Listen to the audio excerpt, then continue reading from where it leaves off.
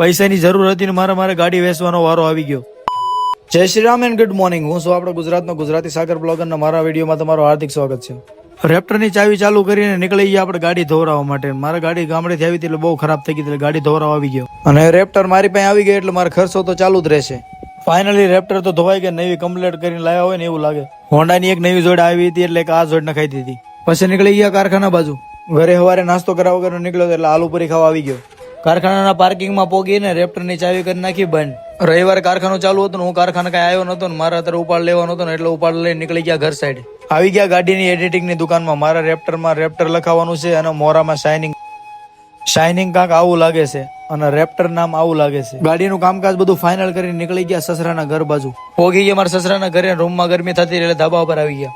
ધાબા ઉપર ઠંડો પવન એટલો આવતો ને બહુ મજા આવતી ને એનો વ્યૂ બહુ નેક્સ્ટ લેવલ લાગે છે. એટલી જ વારમાં મસ્ત મજાનું બલૂમ દેખાઈ ગયું. આમાં બેસવાનો આપણો ક્યારે વારો આવશે. સસરાના ઘરે બેહીને થાકી ગયો તો નીકળી ગયા ઘર સાઈડ. ફાઇનલી વોન્ટેડ શેરીમાં આવીને ગાડીની ચાવી કરી નાખી બંધ. તો મિત્રો ફાઇનલી આપણો વિડીયો થશે અહીં પૂરો. તો તમને મારો વિડીયો સારો લાગ્યો હોય તો લાઈક કરો, શેર કરો અને subscribe my channel and C you guys next video. તો બધાને બાય બાય.